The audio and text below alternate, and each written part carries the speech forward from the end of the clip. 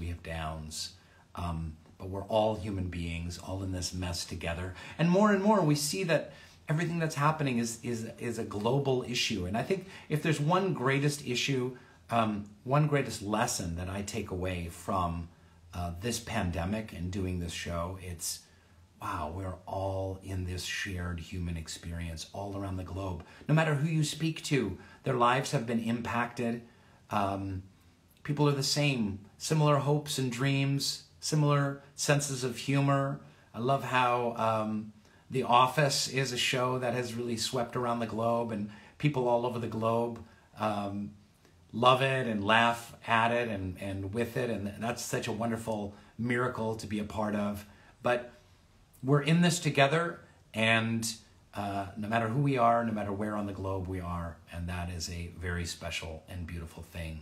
And there's going to be a lot more for us to tackle, you know? There's going to be a lot of issues for us to tackle as a species sharing this planet. And staying connected, reaching out. Each one of us can host a show like this, like Hey There Human. You don't need to have a media platform to host a show like this, to bring people together, to interview folks, to draw connections one to another. But we've got climate change to deal with. We've got racial inequality and injustice to deal with. There's mental health issues are really vast right now. We've got those to look at and deal with. There's income inequality. There's immigration. There's a number of big issues that affect all of us globally. Besides climate change, just the environment itself, preserving it, food systems and agriculture. You can go on and on. These are issues that we face whether we're in Mongolia or Bolivia or Scranton or in suburban Los Angeles.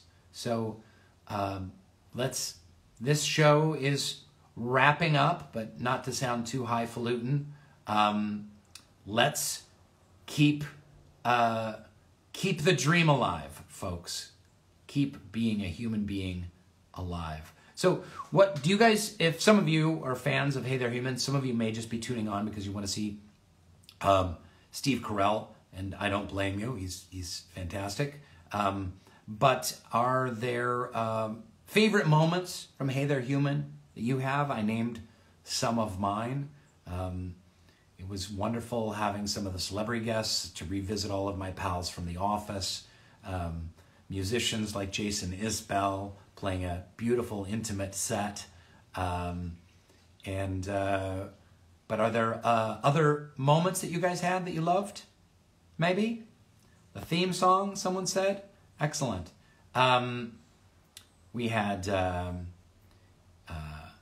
Billie Eilish was on the show. That was a lot of fun. How cool was that? And just millions of her swarming fans. I feel like the one thing we did not have on Hey There Human was a K-pop band. So that would have been nice. I just want to leave you with this.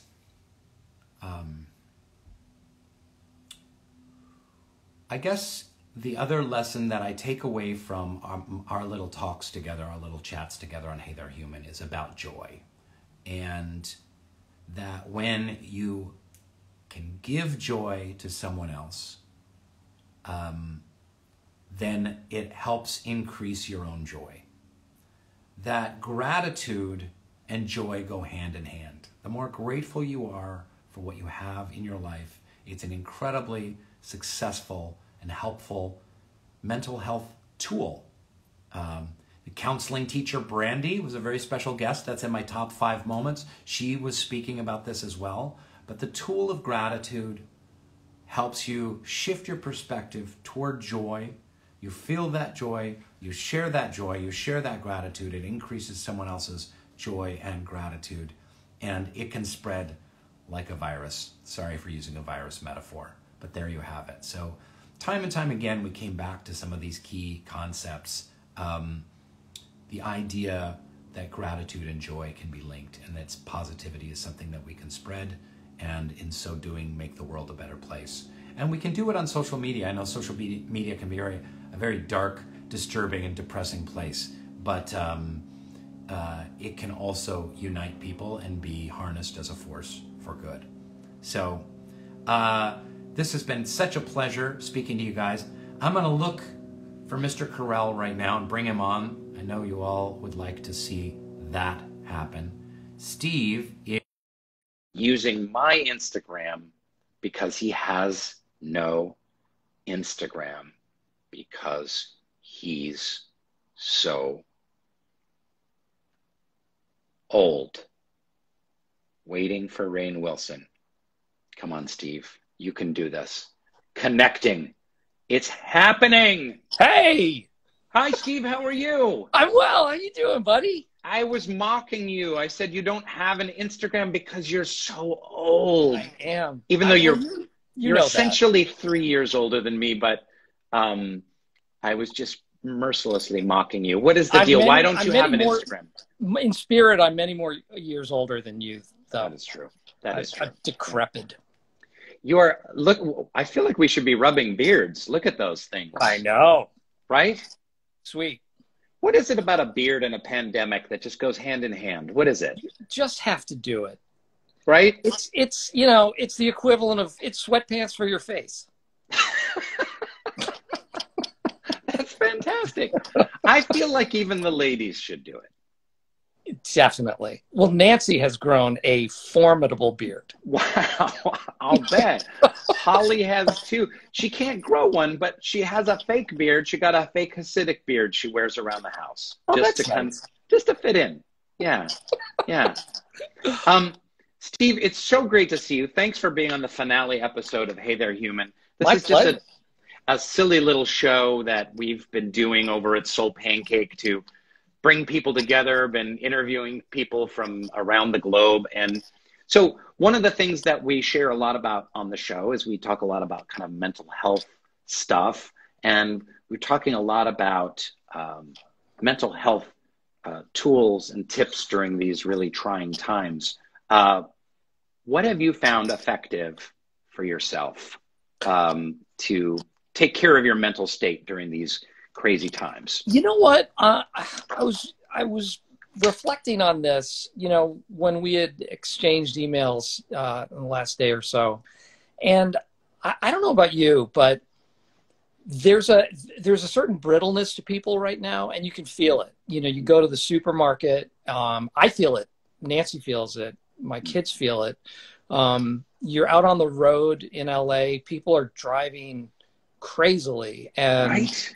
Yes. And at the supermarket, there's a tension. You know, how close do I get? How close can I get to other people? You know, there's a level of annoyance that seems to be percolating right below the surface of a lot of people.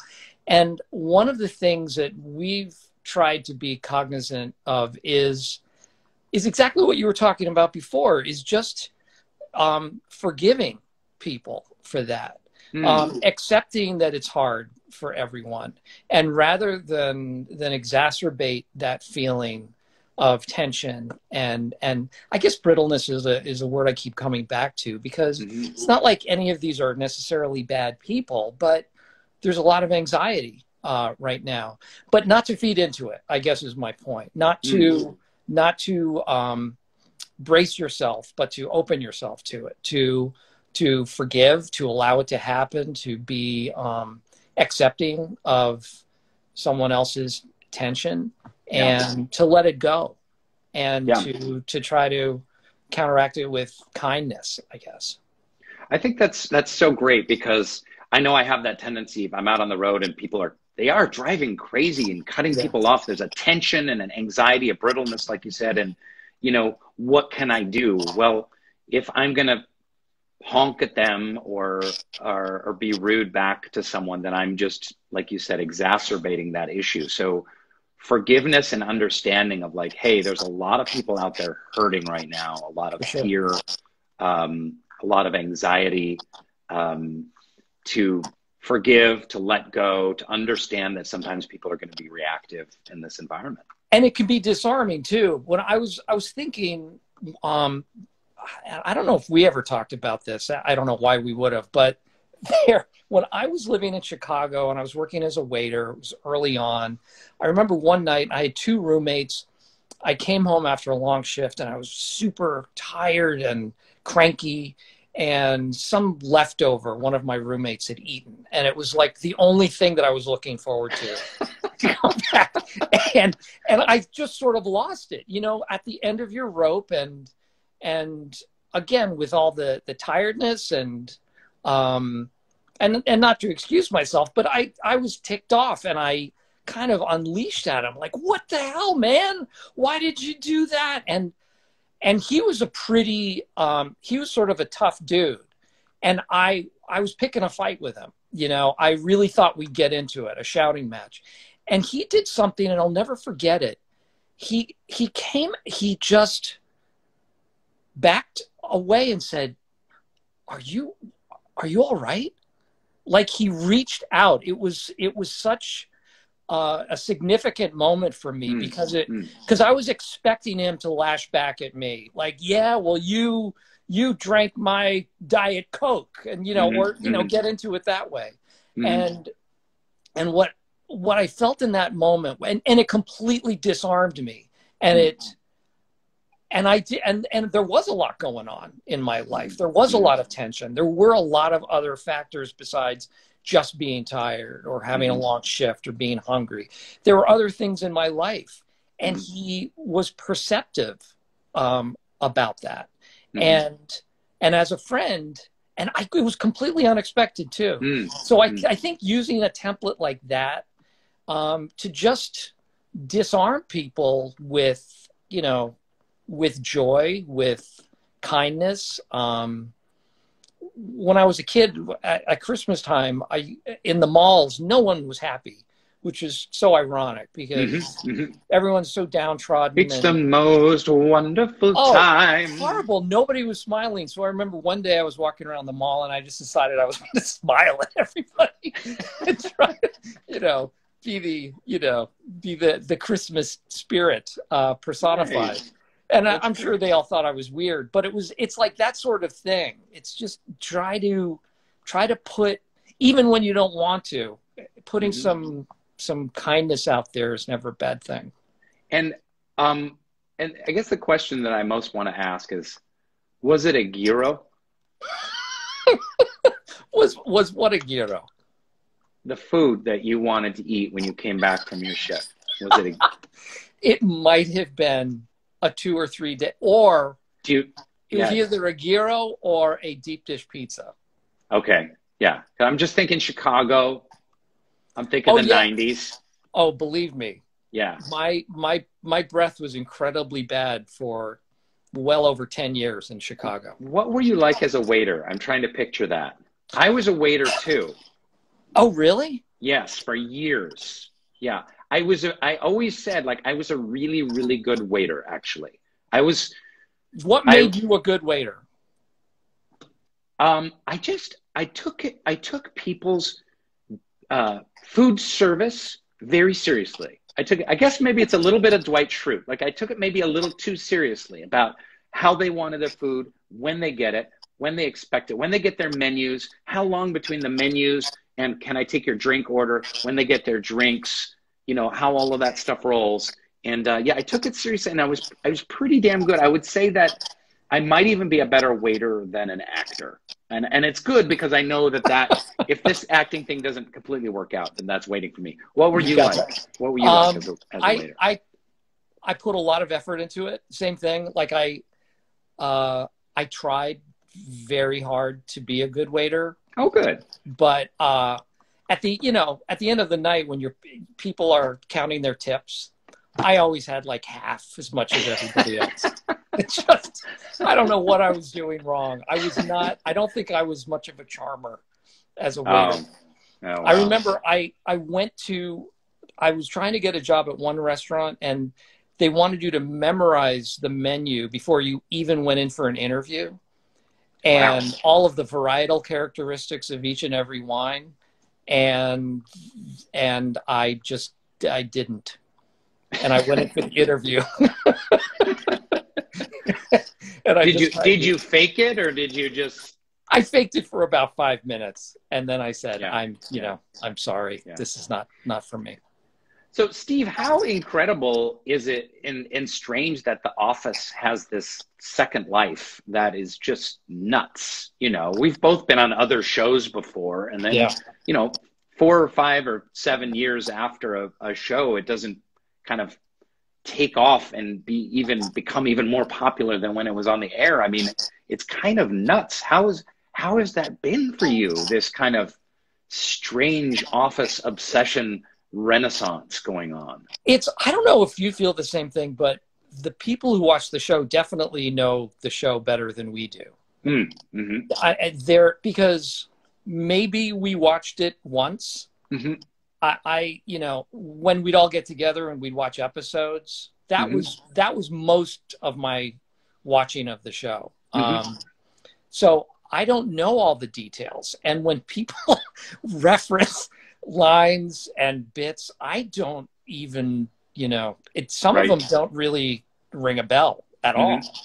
So the trivia side of it's kind of funny that it is, it's great that it caught on like it did, because we all felt that it was special when we were doing it. We felt that we were on to something, and kind of felt like we got into a bit of a groove as a cast, and the writers were so fantastic. Like, all parts of it just seemed to be firing on all cylinders, and it felt special when we were doing it. But but it wasn't necessarily that popular when it was on.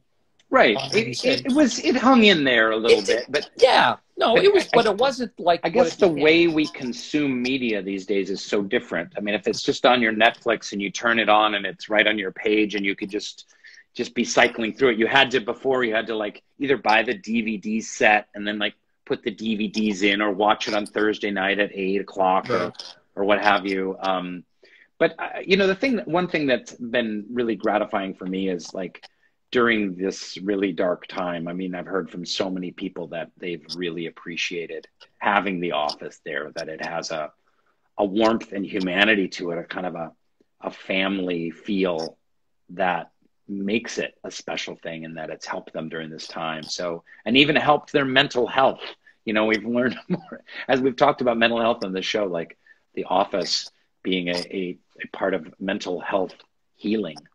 Well, if you find something, and I think comedy is so subjective, and The Office isn't going to be everybody's cup of tea for sure. But if you find something that makes you laugh, it is therapeutic. It just is. And I've said before, when something really makes me laugh hard, there's no better feeling in my book than that pure joy of finding something funny. And again, it might not be for everybody, but the fact that some people, and certainly more than we could have ever imagined, have become fans of it and have immersed themselves in it in a way is really, it's gratifying. It's I don't know.